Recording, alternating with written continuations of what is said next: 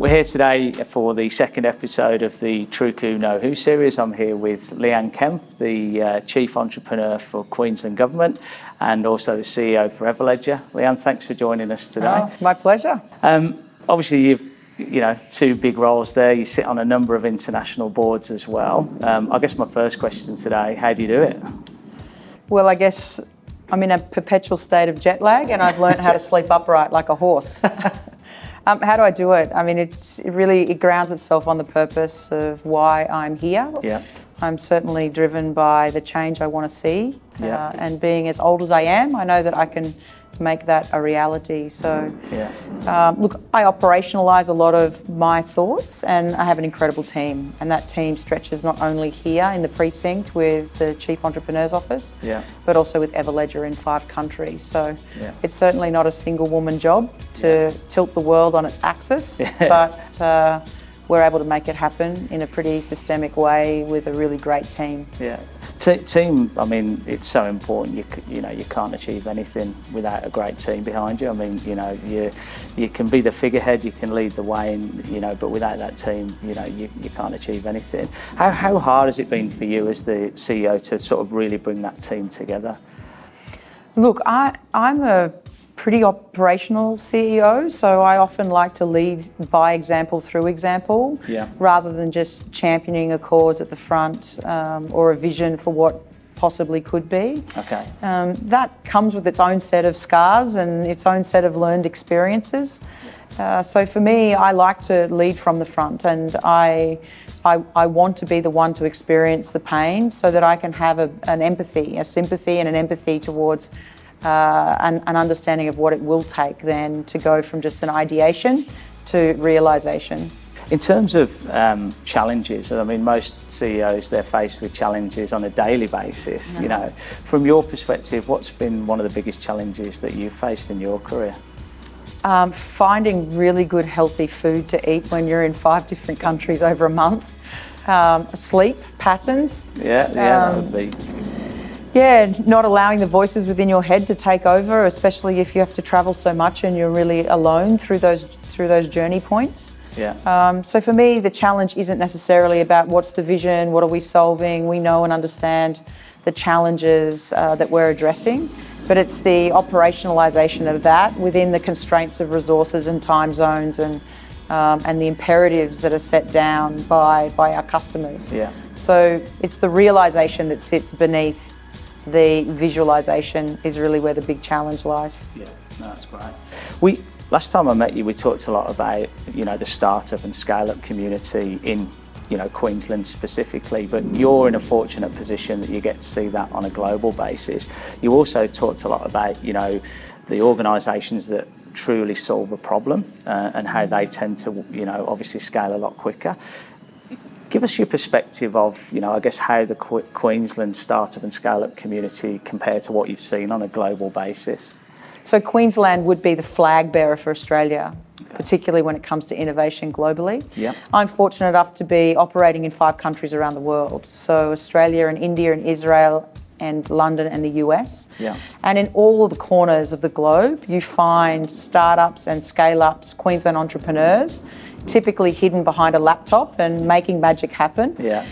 What makes us enable this change so quickly, and probably the fearlessness of and being at the frontier of change, is really something I think is just within the DNA of being Queensland. We're faced with incredible challenges, but we're also living in God's paradise here. So we have an appreciation for what it means when challenges arise, whether that be the challenges of the Great Barrier Reef that we're facing now, concerns around drought, or even environment and climate change. We know what that means. We understand what is lost through an economic displacement, and then why not solve for that? You're a very resilient person. I mean, you said before about finding good food to eat and, I guess sleeping upright. I mean, you flew in this morning, you landed at 5:30. 5:30, You're straight into it and, you'll be going full pelt, I no doubt, till right towards the end of the day and all week. In terms of your life, Tell me a little bit of where you sort of really developed that resilience and perspective, and why it allows you to be so I thought it was driven. like going to be one of those, I like long walks on the beach, you know, red roses, champagne. I don't think it's resiliency. Okay. I think any true entrepreneur or any incredible leader needs to go beyond resiliency. Something called anti-fragility. Okay. So I've built a muscle strength. And if we think about what resiliency means, it means, or an example of it could be, I take a steel container and I hit it with a hammer and it's resilient because it doesn't change and crack and it doesn't crumble. Yeah. But a true entrepreneur and a true leader actually gains muscle strength through that learning. Yeah. So an example of that would be an athlete. If I was to run 10 kilometres today, my muscles would hurt. In fact, I break down my muscles through that exercise, and tomorrow morning I gain strength from it. So for me, it goes beyond resiliency. It goes into a formation of anti-fragility. And that's probably the secret in the sauce. Yeah, okay. I've never heard that perspective on things before, so I really like that. I deal with a lot of executives every day in my role. You know, a lot of people talk about work-life balance. You know, whether there is such a thing, I don't know. I hear a lot now that people are talking about, you know, harmony in terms of that balance. I would imagine that, you know, someone in your roles, you know, and they are high-profile roles, how do you get that perspective and how do you get that balance in your life? So for me, I don't think balance is 50-50. I've never really found that, you know, sitting on a 50-50 spectrum is where I find comfort. Yeah. Carpe diem, seize the day as it stands. Yeah. Be grateful for what you have now, because tomorrow could be a very different scenario.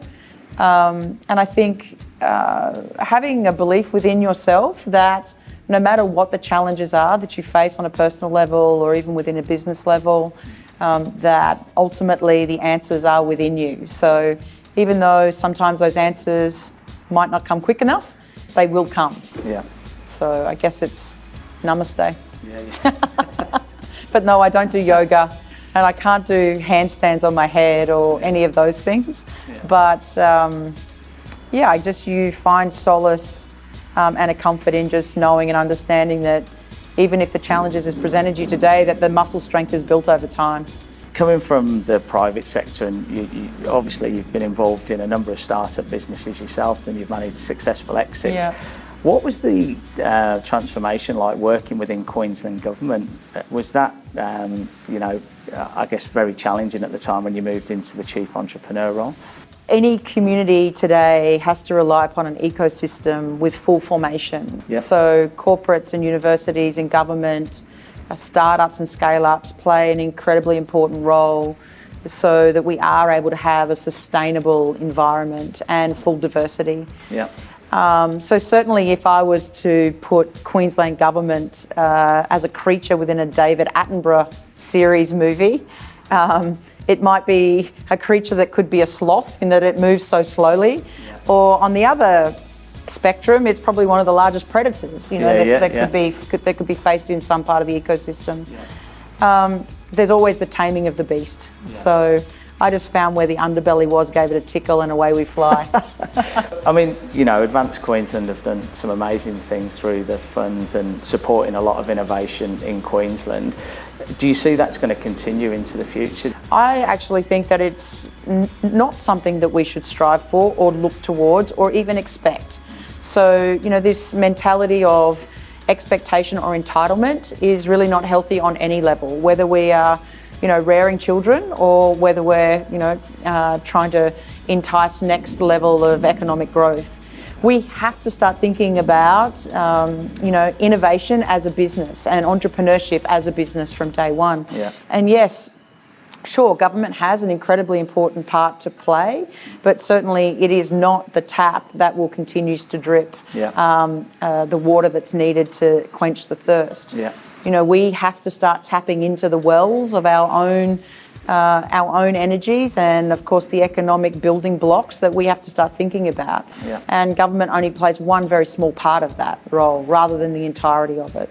We've been very fortunate in this role. We've had, Mark Sowerby, Steve Baxter, now yourself. How important do you see your role, obviously when you eventually finish? It's a big thunderstorm outside. You scared, mate? You're right. I'm English, I'm all right. But basically, when the role of the chief entrepreneur within Queensland, how important do you see that role being? Look, I think it's critical from a number of reasons. I think entrepreneurship is an unknown science and an art, and one would even say is an entrepreneur born or built. So we think differently because we have to, and also because we are born to be like this. Government, of course, is driven within a very rigid set of parameters, and they must think because they're the safety barriers to the community at large. So I think the mixing, wow, that nearly got me as well. But I certainly think the mixing of that balance, it's not necessarily a water and oil mix, is incredibly important to the diversity that's needed, diversity of thought and the building of this, economic powerhouse.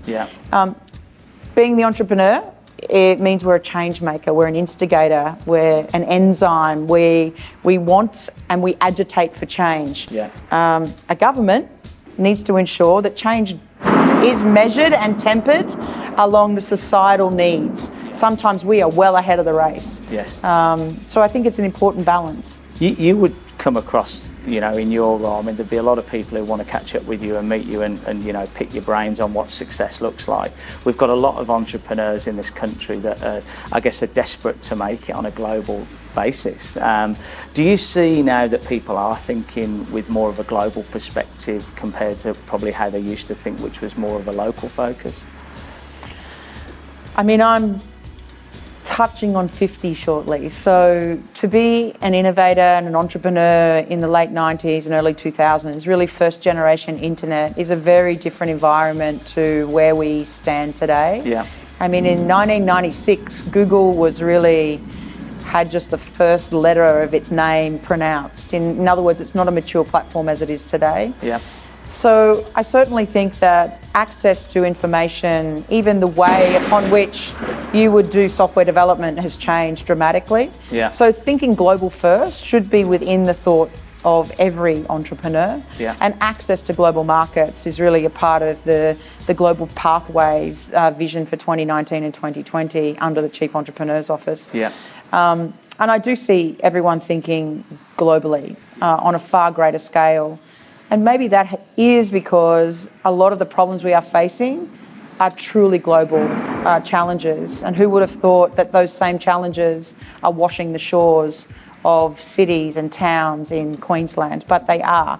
Droughts are affecting, mass issues in places like Israel and even India, whereas that was really removed from the thinking and the psyche or even the access to information in, say, the mid-90s. But now it's on the headline of all news articles and even Google. In terms of, you talked earlier about, so you're running a global business, you've got people all over the world. Values are obviously critically important to most businesses. How important is it for you to, be a values-led business? It is the reason why we breathe. It is the reason why we exist. We're led by transparency. We're led by company cultures of being bold to go forward and step into the unknown and be comfortable in that space. So I think building a culture within not only inward-facing culture within the organisation, but to live that through the words and the vision that you hold is incredibly important. It's called authentic leadership. And you see this breakdown. You see this breakdown in areas where there is a crisis.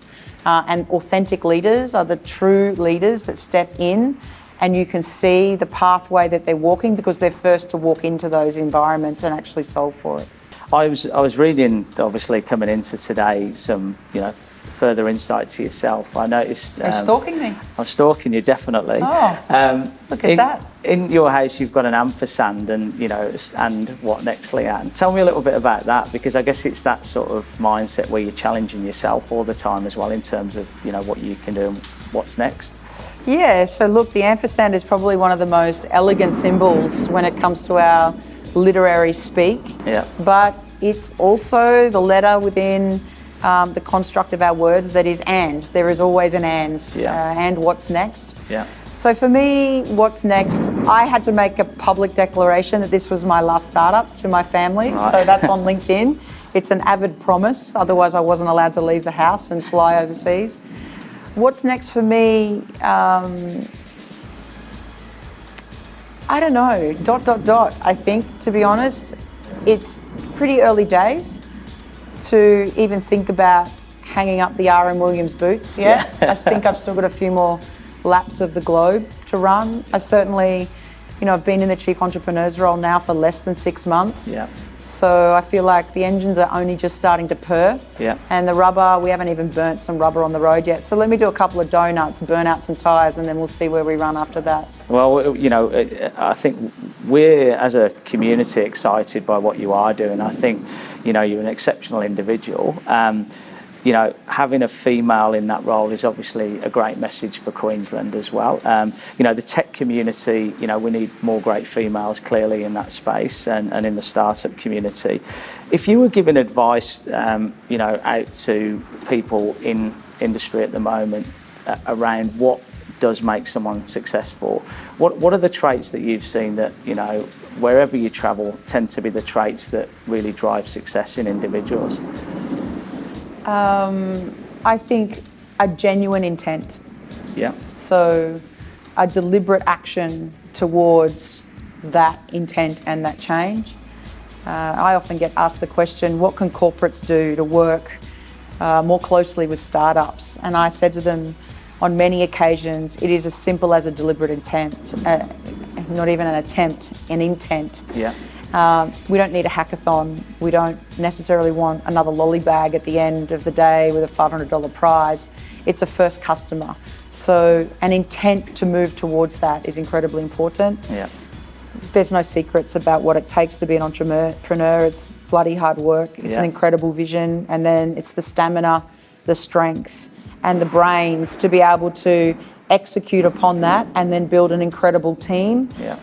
And I guess the very best entrepreneurs and the leaders in startups that scale up, they just do one thing right. Yeah. And it's the timing. Yeah. That's it. It's just timing. Yeah. That's great. I think that's great advice. And listen, I think we've survived the storm, which has been great. I think on behalf of the team at Troocoo, I really appreciate your time. It's been really insightful. We do appreciate your view on life and leadership. And thanks so much, Leanne Kemp. My pleasure. Thank you. Thank you, everyone.